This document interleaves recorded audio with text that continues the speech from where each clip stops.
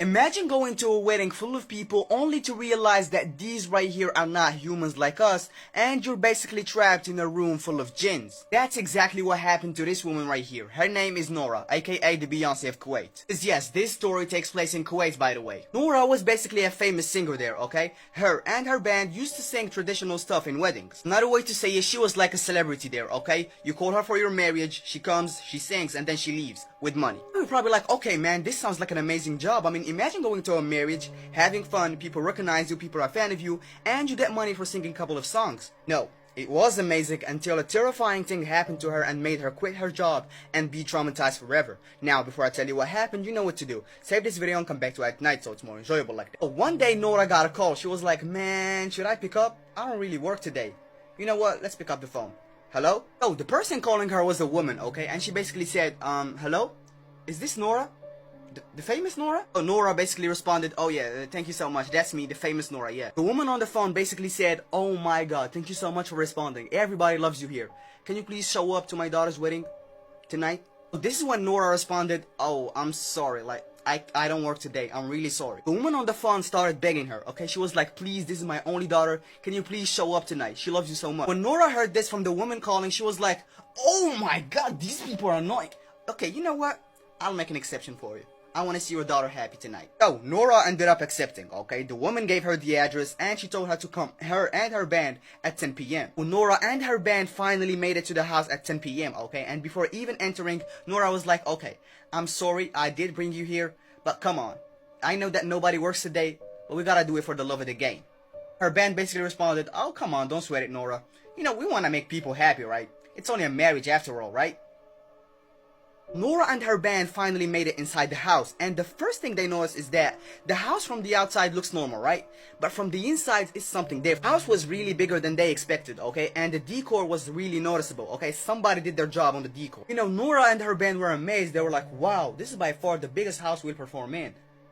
While the band was examining the inside, the woman came. Remember the woman who told her to come here in the first place? The woman who begged her to show up for her daughter, blah, blah, blah. Yes, she came. She was like, oh my god, Nora, I'm a big fan. And you know, she wanted to shake her hand. When Nora saw her, she was like, oh, what's up? How are you? Yeah, I'm good. Thank you. This is your daughter's wedding? Yeah, I'll tell you, it's about to be amazing. She shook her hand. Nora noticed something, okay? The woman's hand were dry, okay?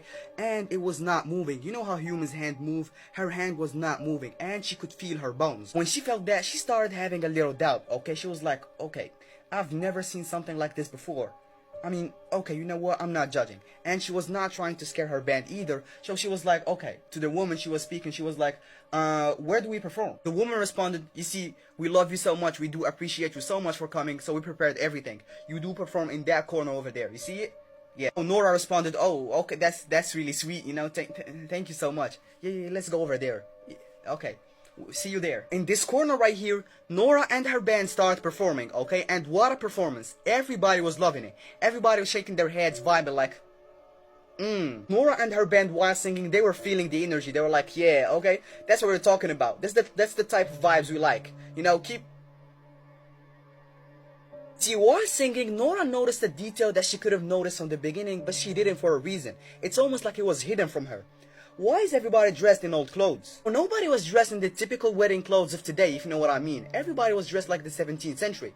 So Nora was like, what the hell is going on? Nora told herself, okay, that's weird. You know, she kept singing. She was still giving some side eyes, but you know, she kept singing. I don't know the song she was singing. I wasn't there with her, but she was singing something like, I'm alone ashamed. What? I'm alone ashamed. Let me sing. See, meanwhile Nora was singing, one of her band members started tapping her shoulder. And you know, she's trying to communicate but sing at the same time. She was like, the band member who was trying to get her attention was the one playing guitar, okay? And he was like, look at their legs. Look at their legs. Nora was like, what do you mean their legs? Shape of head. This is what Nora saw. goat legs, and she understood that from the beginning she was not with humans. Yup, she's singing with jinns. If you don't know what a jinn means, scary creature, I talked about him in my first post, go check it out. But when Nora saw this, she was in shock, but she kinda knew that something was wrong from the beginning, you know? Remember when she shook hands with the woman who invited her? Yup, in that moment she felt that something was not right. Nora and her band kept performing, okay? They were not trying to get suspicious, but you know, their voices kept getting low, and they started thinking about this. Those are jinns, but they're in human forms. And you know, while thinking about this, they noticed something. It's midnight. One of her band members was like, hey yo, Nora, we should go. The vibe switched up, it's not the same anymore. These things right here are not even dancing, they're jumping and making weird noise.